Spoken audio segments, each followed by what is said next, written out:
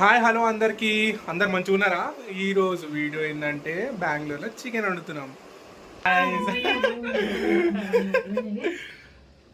Chicken chicken chicken with roommates. ఇప్పుడు మొన్న చూసిన 17 సబ్స్క్రైబర్ ఉన్నారు. ఏం చేసేది, ఇంకేం చేయాలి, కట్ చేయాలా?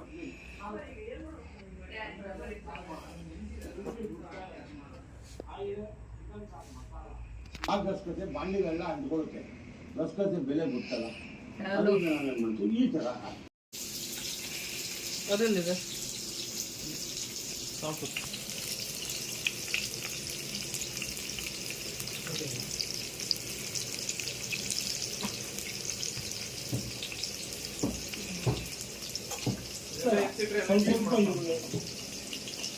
ಇವಾಗ ಎಣ್ಣೆ ಹಾಕಿ ಈರುಳ್ಳಿ ಮಾಡಿದ್ದೀನಿ, ರೋಸ್ಟ್ ಆಯಿತು. ಇದಾದ್ಮೇಲೆ ಅದರಲ್ಲಿ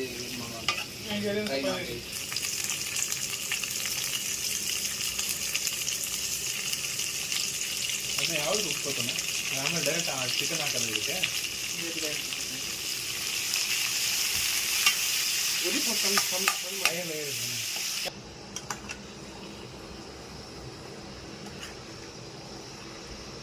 ಮಾಡಿದ್ರೆ ಚಿಕನ್ ಸಾರು ಕೊಟ್ಟ ಹಾಕಿದ್ರೆ ವಿತ್ತು ರುಚಿನೇ ಬೇರೆ.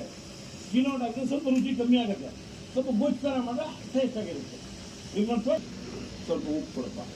ನೋಡಿ ಸರ್, ನಾವು ಕಲ್ಲು ಉಪ್ಪೆ ಹಾಕೋದು ಒಂದ್ಸಲ ಹಾಕಂಗೆ ಇಲ್ಲ ನಮ್ಗೆ. ನಮ್ಮ ಹಳ್ಳಿ ಮಂಡ್ಯ ಸ್ಟೈಲ್ ಇದೆ. ಮನೆ ಹತ್ರ ಅರ್ಜೆಂಟಾಗಿ ಬಂದ 5 ನಿಮಿಷ ಮಾಡಿದ್ರೆ ಚಿಕನ್ ಸಾರು ಕೊಟ್ಟ ಬಂದವ್ರು ಖುಷಿ.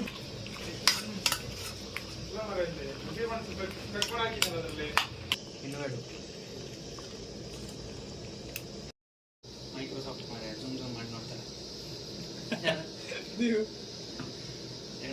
ಮೈಕ್ರೋಸಾಫ್ಟ್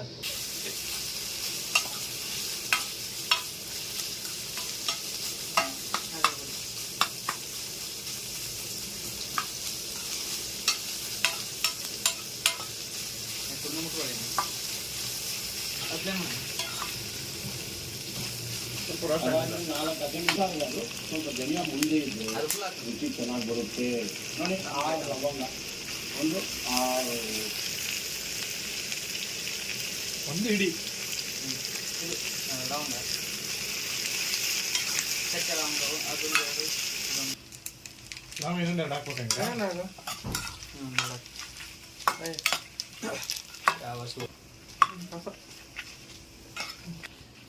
ಅಲ್ಲೇ ಉಂಟು ಶಾಖ ಎಷ್ಟು ಸರ್ ರಫ ಆಗೋದು. ಅದಕ್ಕೆ ನಾನು ನಿಮ್ಗೆ ಹೇಳಿದ್ದು 1.2 1. ಅವಾಗ ಅಸಿಡಿಟಿ ಬರಲ್ಲ, ಸಾಕನಾ?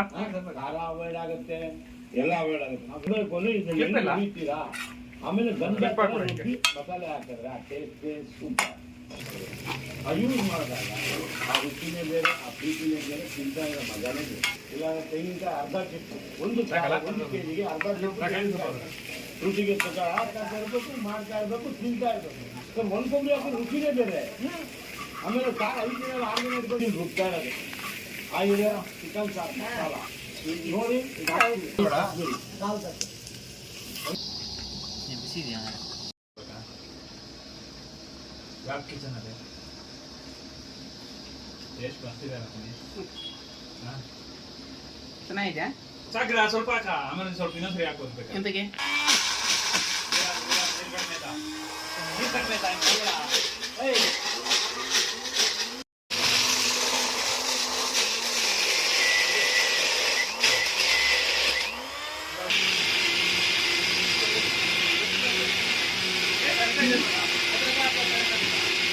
ಬಂದು ಸರ್ ನೀವು ಪುನೀತ್ ರಾಜ್ಕುಮಾರ್ ತರ ಇದ್ದೀರಾ, ಅಂಬರೀಷ್ ತರ ಇದ್ದೀರಾ, ಅವ್ರ ತರ ಇದ್ದೀರಾ, ಅಡಿಗೆ ಹಿಂಗಿದೆ ಸರ್ ಅಂಕಲ್. ಸಾಕು ಇದಕ್ಕೆ ಸ್ವಲ್ಪ ಬೇಕಾ ತೊಂದರೆ. ಯೂಟ್ಯೂಬ್ ನೋಡಿ ಎಷ್ಟು ಜನ ಬರ್ತಾ ಇದ್ದಾರೆ, ಆ ಫಾರಿನಿಂದೆಲ್ಲ ಫೋನ್ ಬರ್ತಾರೆ. ಎಲ್ಲದಕ್ಕೂ ಸೂಪರ್ ಆಗಿರುತ್ತೆ. ಮಾಡೋದು ಸುಲಭನೇ.